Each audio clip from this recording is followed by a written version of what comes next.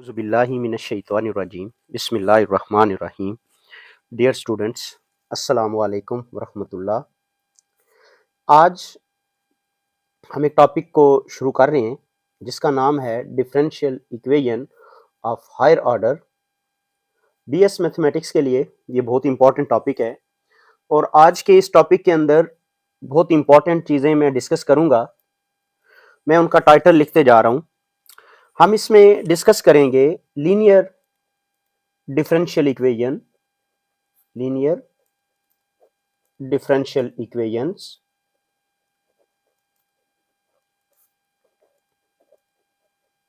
और फिर हम इसमें स्पेशली आके होमोजीनियस को, डिफरेंशियल इक्वेशंस को, होमोजीनियस लीनियर डिफरेंशियल इक्वेशन को हम स्पेशली इसमें सॉल्व करेंगे। सो ये क्लास बहुत मजेदार और बड़ी इंटरेस्टिंग होने वाली है। इसमें मैं आज कोशिश करूंगा होमोजीनियस लीनियर डिफरेंशियल इक्वेशन को कंप्लीटली सॉल्व करूं।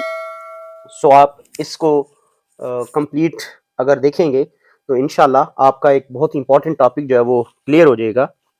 मैं यहाँ पर उसकी तरफ आने से पहले मैं कुछ चीज लिख दूं कि हम कहते हैं F of D of Y equals to F of X, F of D of Y equal to F of X. यहां पर डी का मतलब डी बाई डी एक्स हो, then such equation is called differential equation. इस differential equation में जो F of D है ये डेरिवेटिव कहलाएगा, यानी function of derivative. Dependent variable y होगा, इंडिपेंडेंट वेरिएबल x होगा। तो इसको हम डिस्कस करेंगे। अगर तो इस d का यानी यहां पर जो d है इसका ऑर्डर 1 हुआ तो हम इसको चैप्टर नंबर 9 यानी जो मैं नेक्स्ट इंशाल्लाह सीरीज के अंदर डिस्कस करूंगा, लेकिन जो हम इसमें यहां पर डिस्कस करेंगे वो हायर ऑर्डर को डिस्कस करेंगे। ठीक हो गया। तो मैं आता हूं इस तरफ कि हम इसको शुरू कैसे करें। आज का लेक्चर थोड़ा लेंथी लेक्चर होगा, सो जिन स्टूडेंट्स को ये स्पेशली ये सीखना होगा वही इसमें हमारे साथ चल सकेंगे। खैर, तो मैं शुरू करता हूं। F of D of Y is equal to F of X, इसे हम बोलेंगे लीनियर डिफरेंशियल इक्वेशन। कब? जब यहां पर जो एफ ऑफ डी है जो इनके कोफिशिएंट्स होंगे वो इस तरह से हो, यानी A naught, A one, A two, ये सारे के सारे रियल हो और कांस्टेंट्स हो, कांस्टेंट्स। तो इससे हम कहेंगे कि हमारे पास ये इक्वेशन जो है वो डिफरेंशियल इक्वेशन है। फॉर एग्जांपल मैं लिखता हूं आपके सामने 4d square plus 7d plus 9 of y is equal to sine of x। देखिए राइट साइड के ऊपर मेरे पास फंक्शन ऑफ x है और इस तरफ ये मेरे पास फंक्शन ऑफ d है। तो जो इसका जनरल सॉल्यूशन बनेगा दैट मस्ट बी y, और ये होगा yp और plus yc। yc characteristic solution कहलाता है और yp पार्टिकुलर सॉल्यूशन कहलाता है। तो इस टॉपिक को मैं मजीद डिस्कस करते हुए मैं सबसे पहले होमोजीनियस लीनियर डिफरेंशियल इक्वेशन की तरफ आ रहा हूं। ऐसी डिफरेंशियल इक्वेशन जिसमें मेरे पास F of D of Y equal to 0 लिखा हो, इसको हम कहते हैं कि ये मेरे पास, इसका नाम होगा होमोजीनियस लीनियर डिफरेंशियल इक्वेशन। आज हम इसी पे बात करने वाले हैं। तो डियर स्टूडेंट्स, जिन्होंने अभी तक हमारे चैनल को सब्सक्राइब नहीं किया वो इसको सब्सक्राइब कर लें ताकि आपको जो नई वीडियो जो भी हमारे पास लेक्चर्स यहाँ पर अपलोड होंगे वो आप तक बरकत पहुंच सके। तो लेक्चर को शुरू करते हैं। देखिए मेरे पास डिफरेंशियल इक्वेशन इस टाइप की होगी, F of D of Y equal to 0। तो जब हम इस एफ ऑफ डी को सॉल्व करेंगे तो मेरे पास जो वैल्यू ऑफ डी होगी, यानी ये डी की वैल्यूज, इन्हें हम बोलते हैं रूट्स। और ये जो रूट्स निकलेंगे इसके मुख्तलिफ रिजल्ट्स हो सकते हैं, यानी ये रूट्स मेरे पास रियल हो सकते हैं, रियल, और डिस्टिंक्ट यानी डिफरेंट, ये रियल हो सकते हैं और रिपीटेड हो सकते हैं। और थर्ड वन जो मेरे पास इसमें रिजल्ट आएगा वो कॉम्प्लेक्स होंगे, रियल का कॉम्प्लेक्स और डिस्टिंक्ट। और फाइनल पे मेरे पास जो इसमें आ सकते हैं वो आ सकते हैं जी कॉम्प्लेक्स और रिपीटेड। तो आज हम इन चारों केसेस को डिस्कस करेंगे। इसके लिए आप क्वेश्चंस की तरफ आते हैं और इसका जो सॉल्यूशन है, अगर वो मैं साथ जनरल फॉर्म में लिखता जाऊं तो कोई ज्यादा टाइम नहीं लगेगा। देखिए रियल होने का मतलब ये है, लेट्स सपोज हमने किसी एफ ऑफ डी को सॉल्व किया तो डी की वैल्यू जो है वो आ रही है जी m1 m2 m3, it mean these are real numbers. तो दिस इंप्लाइज जो yc बनेगा इसका, yc हम कुछ इस तरह से लिखेंगे c1 e power m1x plus c2 e power m2x plus c3 e power m3x। ये इसका मेथड बनेगा। देखिए मेरे पास ये तीन रूट्स हैं, ज्यादा भी हो सकते हैं कम भी हो सकते हैं। तो मैं इनको इस तरह से लिखूंगा, c1 कोई कांस्टेंट है, e एक्सपोनेंशियल है और यहां पर m1 उस रूट का नाम है और x इंडिपेंडेंट वेरिएबल है। फिर दूसरा मेरे पास ये आ सकता है रियल एंड रिपीटेड, यानी d is equal to m comma m comma m। तो दिस इंप्लाइज दैट इसका जो yc बनने वाला है कुछ इस तरह से लिखा जाएगा c1 c2x plus c3x square. देखिए मैंने कांस्टेंट्स को साथ जोड़ दिया है, c1 c2 के साथ x और c3 के साथ x स्क्वायर और साथ e की पावर जो एक जैसा रूट आया हुआ है उस रूट को लिखेंगे और साथ x आ जाएगा, यानी e की पावर mx। इसका जो थर्ड मेरे पास केस बना था उसको भी मैं डिस्कस कर लूं। तो थर्ड में अगर d इक्वल टू आ जाए alpha plus minus iota beta, यानी एक हिस्सा रियल है और साथ में है जी कॉम्प्लेक्स, तो दिस इंप्लाइज दैट तब हमारे पास yc कुछ इस तरह से आ जाएगा। जो रियल पार्ट है उसको उसी तरह से लिखेंगे जैसे अभी हम m के साथ ट्रीट कर रहे थे, यानी e की पावर mx। तो यहां लिखा जाएगा e की पावर अल्फा x और ब्रैकेट में लिखेंगे c1 और cos beta x, beta that is imaginary part, and plus c2 और साइन बीटा x। ये मेरे पास तीन केस जो ज्यादा रिपीटेड जो ज्यादा यूज होंगे वो आ जाते हैं। जो इसका चौथा केस है वो बहुत रेयर यूज होता है, लेकिन उसको मैं अभी डिस्कस कर देता हूं जी। फोर्थ जो हमारे पास केस बनता है मैं उसको भी यहां डिस्कस कर रहा हूं। Let's suppose d is equal to alpha plus minus iota beta and again alpha plus minus iota beta.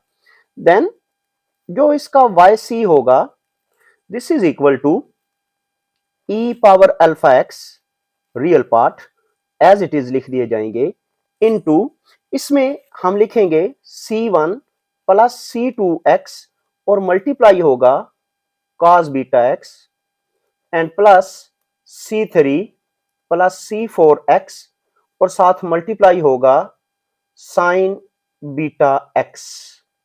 ये मेरे पास इसका रिजल्ट बनेगा जब हमारे पास ये रिपीटेड केस आ जाएंगे। देखिए मैं इसको सॉल्व करता हूं और मेरे पास इसमें 20 क्वेश्चन है। अगर मैं डेली के इसमें चार क्वेश्चंस को भी डिस्कस करूंगा तो मेरे पास इसमें 5 दिन लगेंगे। तो देखें हम इसको शुरू करते हैं जी। मैंने एक्सरसाइज 10.1 उसका क्वेश्चन नंबर 1 सामने लिख दिया है और क्वेश्चन कुछ इस तरह से है, 9d square minus 12d plus 4 of y is equal to 0। तो मैं यहां पर लिखता हूं f ऑफ x हियर। यहां पर जो f ऑफ d की वैल्यू मेरे पास बनी थी वो हमने कहा था 9d स्क्वायर माइनस 12d और प्लस 4। तो हमने कैरेक्टरिस्टिक इक्वेशन यानी जो f ऑफ d का सॉल्यूशन है उसके लिए मैं पुट करता हूं, put 9d square minus 12d and plus 4 equals to 0। जब हम इसको 0 लिखेंगे and this is called characteristic और एक्सिलरी इक्वेशन। सो इसका सॉल्यूशन निकालते हैं। तो देखें ये मिड टर्म ब्रेक से भी सॉल्व हो जाता है, इसको कंप्लीट स्क्वायर में भी लिखा जा सकता है, यानी this is equal to 3d whole of square minus 2, पहली रकम 3d और दूसरी रकम 2 और प्लस 2 का स्क्वायर इज इक्वल टू 0। तो मैं इसको लिख सकता हूं 3d minus 2 whole of square equals to 0। तो देखें मेरे पास एक रिजल्ट बनता है 3d माइनस 2 इक्वल्स टू 0 और दूसरा भी रिजल्ट बनता है 3d माइनस 2 इक्वल टू 0। तो यहां से जो d की कीमत है वो बनती है 2/3 और यहां से भी d की कीमत 2/3 बनती है। तो मेरे पास ये कौन सा केस बन रहा है, ये d की दो जवाब आए हैं, तो मैं लिखता हूं this simplifies d is equal to 2/3 comma 2/3। तो ये देखें ये रियल हैं लेकिन रिपीट हो रहे हैं, तो इसका जो सोल्यूशन बनेगा y this is equal to c1 और प्लस c2x और साथ लिखा जाएगा e की पावर 2/3 और साथ x। That is required answer of question number 1। Next question number 2 है मेरे पास, इसको भी उसी तरह से सॉल्व करेंगे। देखिए solution 75d square plus 50d and plus 12 this is equal to 0। अगर हम इसको सॉल्व करें तो हमारे पास इसका रिजल्ट d की दो जवाब आ जाएंगे। तो मैं इसको सॉल्व करता हूं। इसको सॉल्व करने के लिए हम कंप्लीटिंग स्क्वायर को जो है वो यूज करते हैं। तो देखें ये बनता है मेरे पास d square plus 50/75 d and plus 12 divide by 75 this is equal to 0।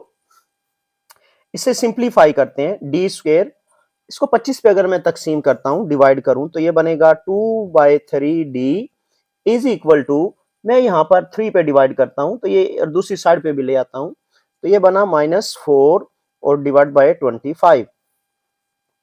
इसको कंप्लीट स्क्वायर करने के लिए हम लिखते हैं d स्क्वायर प्लस 2, पहली टर्म तो मेरे पास d है, दूसरी क्या होगी जी 1/3। सो 1/3 का स्क्वायर मैं अपने पास से यहां पर ये लिख देता हूं तो ये वाला बना -4 डिवाइड बाय 25 एंड प्लस 1/9। ये नंबर जो दोनों तरफ हमने इसमें यूज किया है। तो इसके बाद ये वाला बन जाता है d plus 1/3 whole of square this is equal to, LCM लेते हैं, ये बनता है जी 25 ज़रब मल्टीप्लाइड बाय 9। तो यहां पर मेरे पास रिजल्ट आ जाएगा 9 4 बार 36 और प्लस का 25। यहां पर जब हम इसको सिंप्लीफाई करते हैं तो ये बनता है d plus 1/3 whole of square is equal to, जब हम इसको चेक करते हैं तो ये मेरे पास रिजल्ट आता है -11 होल डिवाइड बाय 25.9। अब दोनों तरफ स्क्वायर रूट लेते हैं तो ये बनेगा d plus 1/3 this is equal to plus minus square root में बनेगा 11 ओवर 25.9। 1/3 को शिफ्ट करते हैं राइट साइड के ऊपर तो ये बनता है -1/3 प्लस माइनस 11 के ऊपर तो स्क्वायर रूट रहेगा, अलबत्ता यहां पर ये बन जाएगा 5 और ये बनेगा 3, चूंकि 25 का भी स्क्वायर रूट सॉल्व हो जाता है और 9 का भी। So d is equal to -1/3 और plus minus under root 11 iota by 15। अब यहां पर ये माइनस का 11 था यहां पर, तो इस वजह से इसको लिखा 11 आयोटा और यहां अंडर रूट 11 इसी तरह से और आयोटा बाहर आ गया।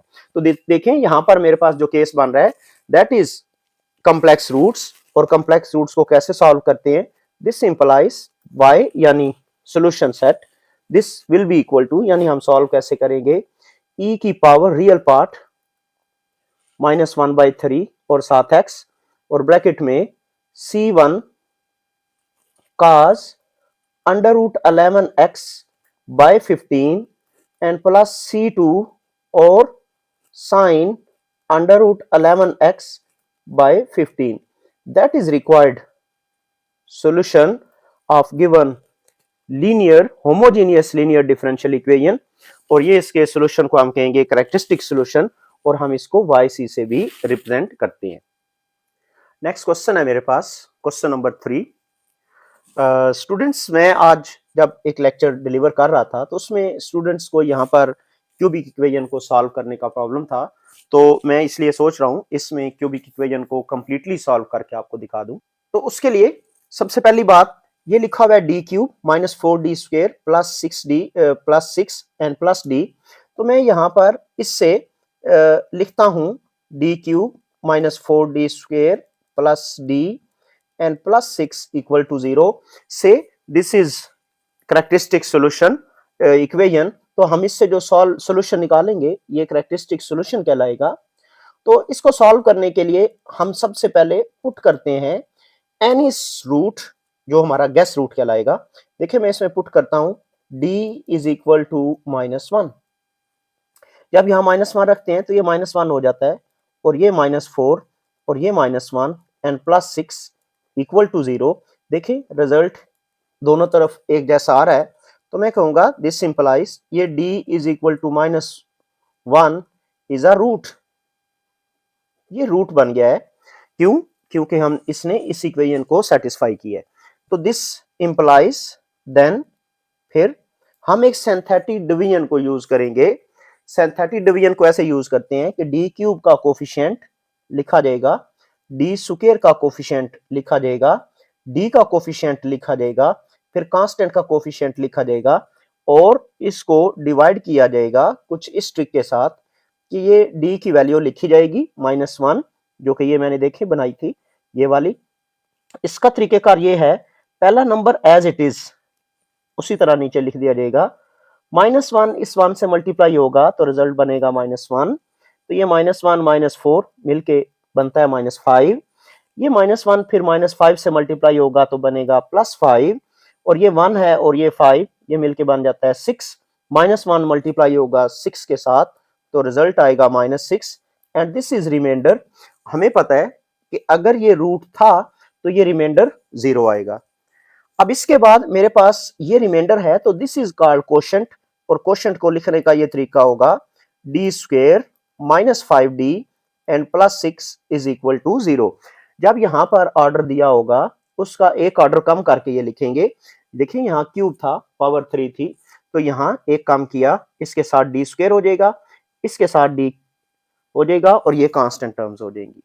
अब बाकी हम इसको सॉल्व करेंगे, तो हम इसको सॉल्व करते हैं कुछ इस तरह से, डी स्क्वायर -2d और -3d एंड +6 इक्वल्स टू 0।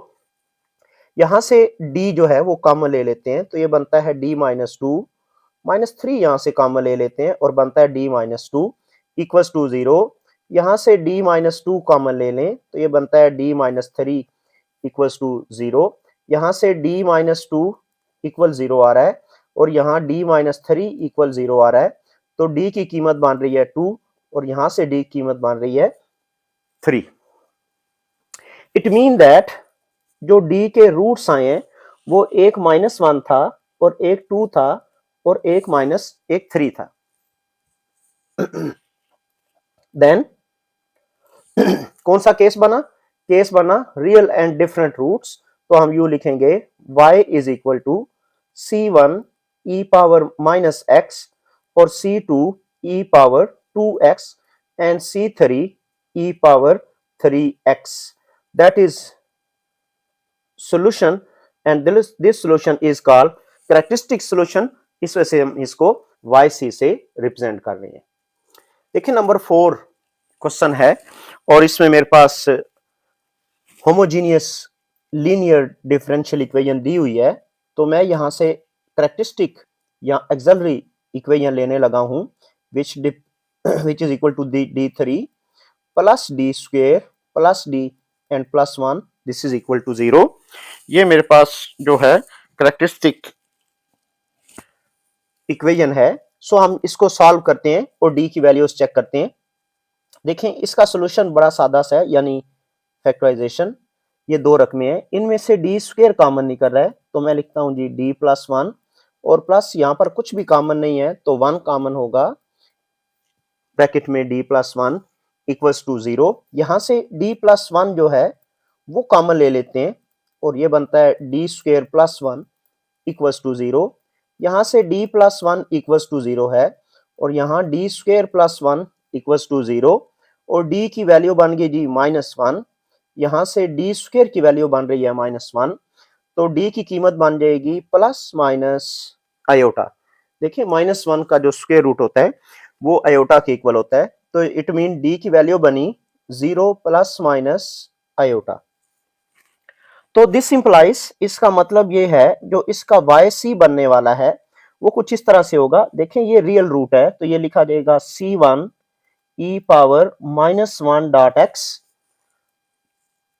और प्लस ये कॉम्प्लेक्स है मेरे पास, ये लिखा जाएगा e पावर 0x, चूंकि इसमें रियल पार्ट 0 है, और ब्रैकेट में हम लिखेंगे C2 और cos आयोटा का कोफिशिएंट वो 1 ही है तो लिख देंगे 1x, और प्लस C3 और साथ में आ जाएगा साइन 1x। तो दिस इंप्लाइज मेरे पास जो y बना, y कुछ इस तरह से आ गया C1 e power -x C2 cos x and plus C3 sin of x. This is solution of question number 4. देखें नेक्स्ट क्वेश्चन है, मैंने क्वेश्चन नंबर 4 के साथ 5 के बजाय 7 लिख दिया है। तो उसकी एक लॉजिक है, लेक्चर मेरा कुछ लेंथी होता जा रहा है तो मैं सोच रहा हूँ इसको यहाँ पर वाइंड अप करूँ। इंशाल्लाह रिमेनिंग क्वेश्चन हम नेक्स्ट लेक्चर में डिस्कस करेंगे। तो वापस आते हैं क्वेश्चन की तरफ। देखें लिखा हुआ है D3 plus 27 of y equals to 0। This is characteristic equation. तो इसको सॉल्व करेंगे। सॉल्व करने के लिए मैं इसको लिखता हूँ d पावर 3 प्लस 27 को हम लिखेंगे 3 पावर 3 इक्वल्स टू 0। तो a3 प्लस b3 का फार्मूला अप्लाई करेंगे तो वो इक्वल टू होता है d प्लस 3 इंटू पहली रकम का स्क्वायर यानी d का स्क्वायर माइनस पहली रकम जरब दूसरी रकम d और साथ 3 एंड प्लस 3 का स्क्वायर। ये होता है फार्मूला a3 प्लस b3 का। तो यहां पर ये बन जाएगा d प्लस 3 इंटू इसे लिखेंगे d स्क्वायर और minus 3d and plus 9 equals to 0। तो ये वाला बन जाता है d प्लस 3 इक्वल टू 0, और यहां से d square minus 3d plus 9 equals to 0 के आ जाता है। तो हम यहां पर इसको सॉल्व करते हैं। यहां से d की कीमत बन जाती है -3, और यहां से d के ऊपर मैं लगाता हूं क्वाड्रेटिक फार्मूला। इसमें एक d स्क्वायर के कोफिशिएंट को a कहेंगे और d के कोफिशिएंट को b कहेंगे और कांस्टेंट रकम को हम c कहेंगे। तो फार्मूला होता है -b यानी -3, तो माइनस और माइनस प्लस हो जाएगा, प्लस माइनस स्क्वायर रूट में b का स्क्वायर यानी 3 का स्क्वायर यानी 9 और -4ac यानी -4a और c की जगह पर आएगा 9 whole divide by 2a। 2a का मतलब 1 है यहाँ पर। तो d is equal to 3 plus minus square root में देखिए ये बनता है 9 और ये बनता है 36। तो ये वाला बन जाएगा -27 होल डिवाइड बाय 2। तो वैल्यू ऑफ d जो मेरे पास आ रही है वो बन रही है जी 3/2, ये 3 और ये बाय 2 एंड प्लस माइनस इस 27 को लिखेंगे 3√3 आयोटा होल डिवाइड बाय 2। तो मेरे पास क्या बन रहा है, एक कॉम्प्लेक्स रूट आ रहा है और एक आ रहा है रियल रूट। सो मैं इसको सॉल्व करूंगा कुछ इस तरह से, y is equal to C1 और e power -3x and plus देखिए ये रियल पार्ट है तो इसको लिखेंगे e पावर 3/2x और ब्रैकेट में C2 और cos 3√3/2x एंड प्लस हम लिखेंगे C3 और sin 3√3/2x।